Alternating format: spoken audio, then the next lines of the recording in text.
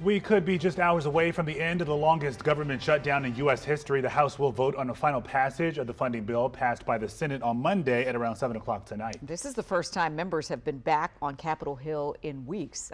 They probably had to find their offices. And the passes. Yeah, our Larry Miller is on Capitol Hill right now as we count down to this vote. Larry, what are you seeing right now?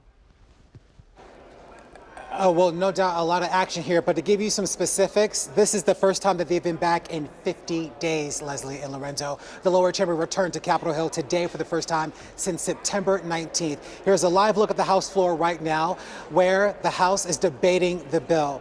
House GOP leadership expects a final vote to take place sometime within the 7 o'clock hour. House Speaker Mike Johnson says that he expects this bill to pass. Republicans are going to deliver for the people. We're ready to get back to our legislative agenda. We have a very aggressive calendar for the remainder of this year.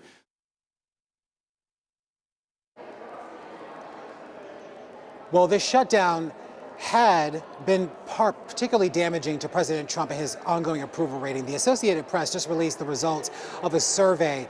This survey was conducted after Democrats' recent election victories, but before Congress took major steps to end the shutdown. Now, it showed that only 33% of U.S. adults approve of the way that the president is managing the government, down from 43% in March. Also, according to that survey, only about 2/3 of Republicans approve of Trump's government management, down from 81% in March. And that's why many Democrats were surprised by the deal to end the shutdown. Republicans say that this was always going to happen. I mean, you had 8 Democrats who, for a variety of reasons, decided not to continue the fight. And needless to say, I think that was a terrible, terrible mistake. What the Democrats were playing was politics. And so that's why it was like water and oil. It was never going to mesh. If you're dealing on policy issues, there's a way to negotiate. When you're dealing with politics and policy, they don't move. They just don't have an opportunity to even kind of work together. Meanwhile, another day with dozens of cancellations at America's largest airport.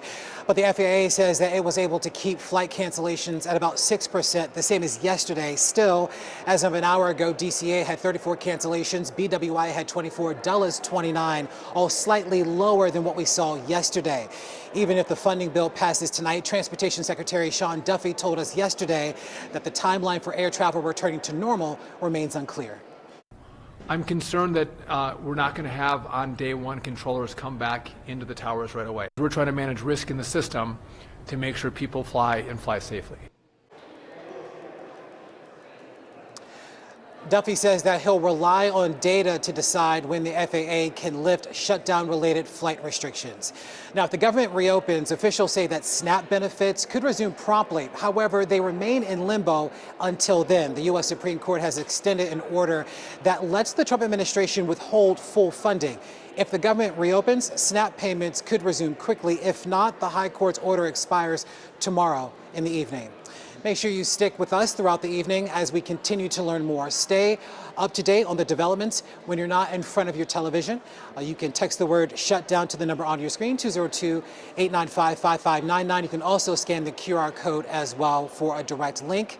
You'll also find all of our stories and videos in one place. So the wait continues, and we are waiting for that vote to take place at 7 o'clock tonight, which could effectively reopen the government and help get things back to normal.